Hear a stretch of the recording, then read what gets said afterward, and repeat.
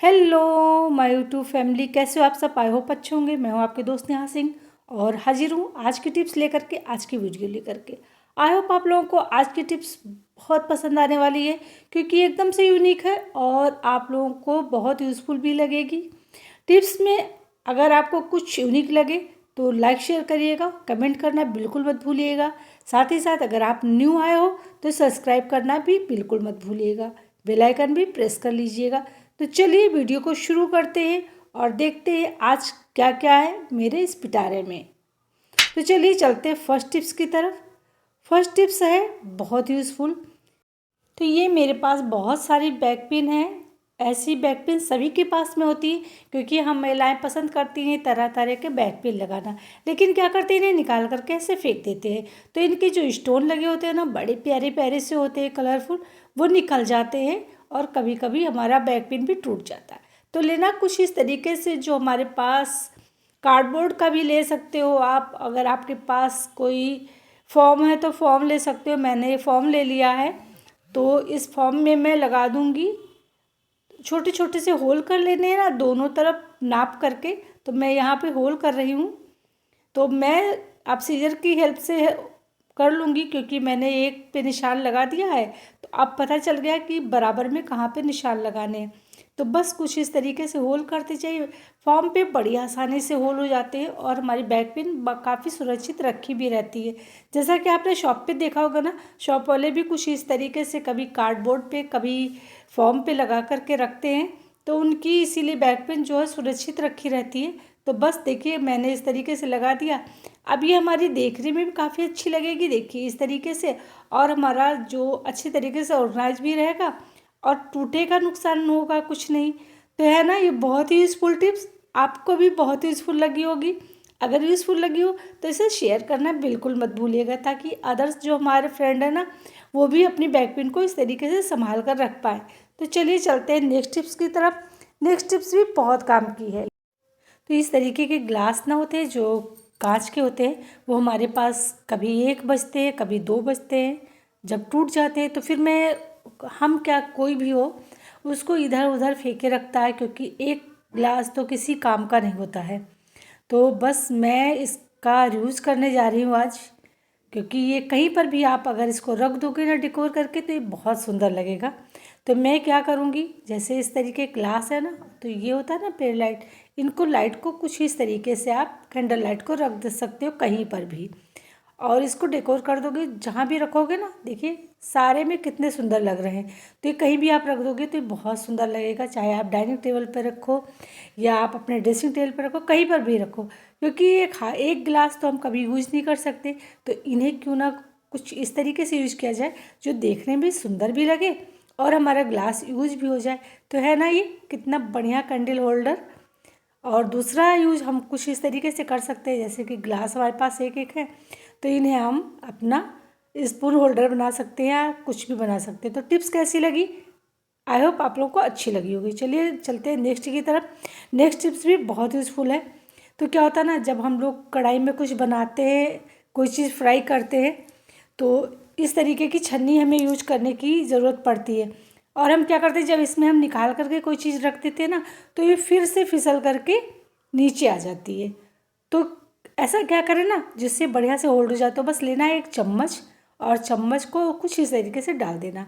अब आप रखोगे ना जब आपकी छन्नी, तो ऐसे रखी रहेगी और वो फिसल करके फिर से ऑयल में नहीं जाएगी। तो ये बहुत बढ़िया सी टिप्स मुझे लगी, मैंने सोचा आप लोग साथ में शेयर कर देती हूँ। तो टिप्स ये आप लोगों को कैसी लगी।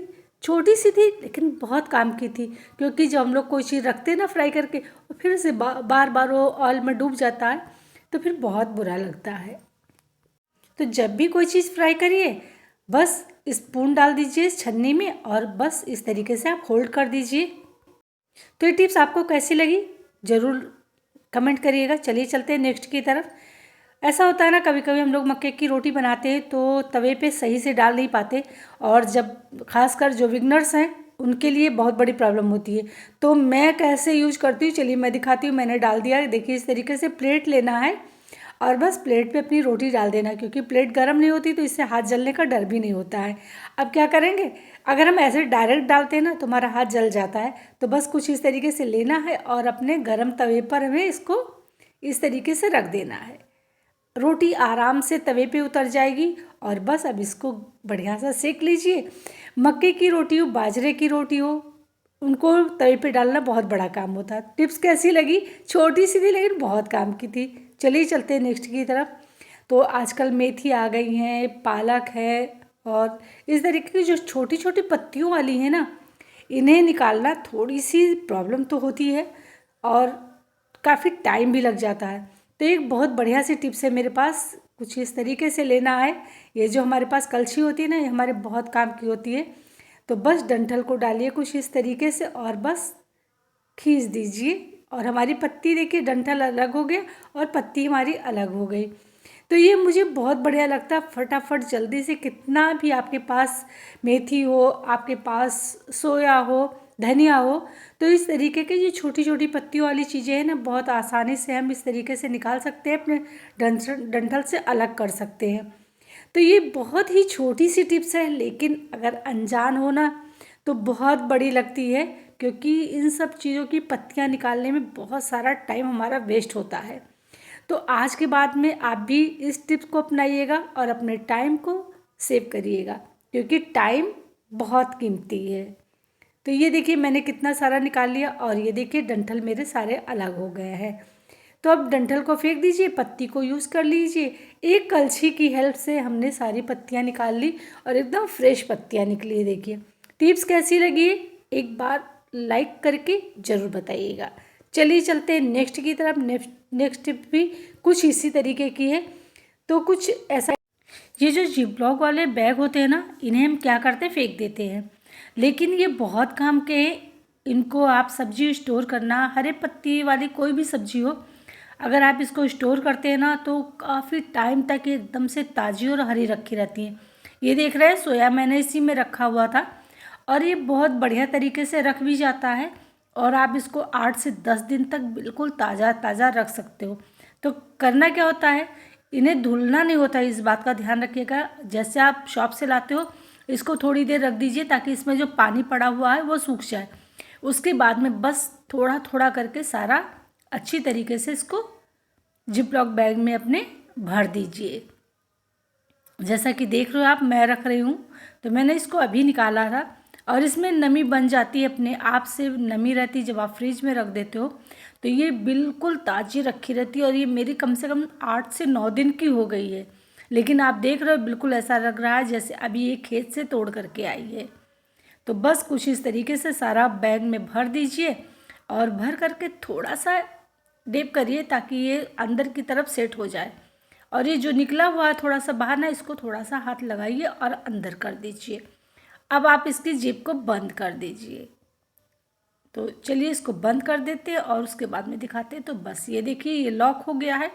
अब आप सब्जी को फ्रिज में रख दीजिए और आप देखोगे ना, 8 से 10 दिन आपकी फ्रिज में रखी हुई ये सब्जी बिल्कुल जैसे आपने रखी, एकदम से ग्रीन ग्रीन बढ़िया ताज़ी सी रखी रहेंगी। तो ये बहुत ही सरल सी टिप्स है, इसको ज़रूर अप्लाई करिएगा और फिर मुझे कमेंट करके बताइएगा कि ये टिप्स आपको पसंद आई या नहीं पसंद आई। चलिए दूसरा तरीका भी बता देती हूँ आपको इस तरीके की हरी पत्तियों को स्टोर करने का। तो हमारे पास इस तरीके के जो पॉली बैग होते हैं ना, इन पे बस ऐसे रखिए और उसके बाद में कुछ इस तरीके से रब कर दीजिए। आप चाहे तो अखबार पे भी रख सकते हो, न्यूज़पेपर पे रखा जा सकता है, लेकिन वो जल्दी सूख जाता है। और जब आप इस तरीके के बैग में लपेट करके रखते हो ना तो ये सूखता नहीं है और काफ़ी दिनों तक चल जाता है। अब इसको उठा करके आप फ्रिज में रख दीजिए या आप चाहो तो इसको बाहर भी रख सकते हो। तो टिप्स कैसी लगी? आई होप आप लोगों को ज़रूर पसंद आई होगी। चलिए चलते हैं नेक्स्ट की तरफ। तो आलू कुछ इस तरीके से आजकल हो गए हैं, लेकिन क्या है ना, खाने में यही टेस्टी लगते हैं। जो नए आलू ला रहे हैं ना, वो बिल्कुल अच्छे नहीं लगते। लेकिन इनमें क्या प्रॉब्लम होती है, कभी कभी ये बहुत मीठे आ जाते हैं। तो मीठे आलू अगर आपके घर में भी आ गए हो ना, तो मैं आपको जो टिप्स बता रही हूँ बहुत काम की है। तो आलू को छीलिए, कट कर लीजिए, उसके बाद में ले लीजिए पानी, नॉर्मल पानी लेना है और उसके बाद में इसमें डाल देना है 1 चम्मच नमक। तो चलिए इसमें नमक डाल देते हैं, बस इतना सा काफ़ी है। 1 चम्मच नमक मैंने ले लिया है। अब इसको घोल देना है, पानी में घोल दीजिए अच्छी तरीके से। ये देखिए, अब आलू को इसमें डाल दीजिए। आलू को इसमें डालने के बाद में 10 मिनट के लिए इसको छोड़ दीजिए ऐसे ही। उसके बाद में इसको अच्छी तरीके से वॉश कर लीजिए 2-3 पानी से। आप देखोगे इसका मीठापन बिल्कुल चला जाएगा। टिप्स छोटी सी थी लेकिन बहुत काम की थी। आई होप आप लोगों को पसंद आई होगी। चलिए चलते हैं नेक्स्ट की तरफ। तो कभी कभी क्या होता है, हमारे रिमोट के जो बैटरी होती है ना, वो बहुत जल्दी ख़त्म हो जाती है। तो ऐसा नहीं होता कि ये ख़त्म हो जाती, होता है क्या ना, इसमें लग जाता है कार्बन, या कभी कभी ये नमी की वजह से डिस्चार्ज हो जाती हैं। तो हमें लेना क्या है, इस तरीके की जो सिल्वर फॉइल होती है वो। तो एक टुकड़ा छोटा सा कट कर लीजिए, चाहे यूज़ हो चाहे अनयूज हो, कोई भी सिल्वर फॉइल आपके पास हो वो ले लीजिए। अब क्या करना है, एक एक बैटरी कुछ इस तरीके से लपेट देना है हमें अच्छी तरीके से। ये देखिए इस तरीके से। ये देखिए मैं दूसरा भी आपको लपेट करके दिखा दे रही हूँ, बस इस तरीके से, मतलब बिल्कुल एकदम से पैक कर देना है इसे अच्छी तरीके से, और साइड में ज़रूर दबा देना। अब इसे धूप में रख दीजिए 4 से 5 घंटे के लिए। आप देखोगे आपकी जो रिमोट है या घड़ी का सेल है जो भी है, ये बहुत अच्छी तरीके से वर्क करने लगा है। और ये बहुत ही छोटी टिप्स है लेकिन बहुत काम की है। तो चलिए चलते हैं नेक्स्ट की तरफ। नेक्स्ट टिप्स भी आपको बहुत पसंद आएगा। तो पत्ता गोभी हमें जब कट करना होता है ना, तो काफ़ी टाइम लेता है धीरे धीरे कट करने में, जब हम लोग चाकू से कट करते हैं। लेकिन मैं आपको जो तरीका बताने जा रही हूँ ना, उसमें आप बड़ी से बड़ी कितनी सारी भी गोभी आपको कट करनी हो ना, मुश्किल से 1 से 2 मिनट लगेंगे और सारी कट हो गई।